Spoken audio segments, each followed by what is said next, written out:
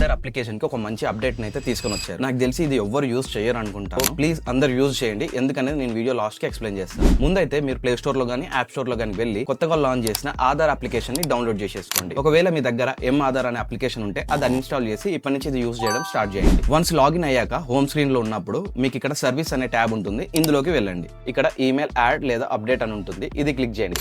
గుర్తుంచుకోండి, ఇది only December 31 వరకే ఫ్రీగా ఉంది. మళ్ళీ జనవరి నుంచి దీన్ని కూడా 75 రూపీస్ అయితే పెట్టవచ్చు. ఇందులోకి వెళ్ళగానే మనం ఆల్రెడీ ఎగ్జిస్టింగ్ ఉన్న ఈమెయిల్ ఐడి కనిపిస్తుంది. ఒకవేళ మీరు చేంజ్ చేయాలనుకుంటే ఇక్కడ కింద మనం కొత్త న్యూ మెయిల్ ఐడి ఇచ్చేసి ఓటీపీని ఎంటర్ చేసి ఫేస్ ఐడి ఇచ్చేసారనుకోండి, ఫ్రీగా మనకు ఈమెయిల్ అయితే అప్డేట్ అవుతుంది 15 డేస్ లోపు.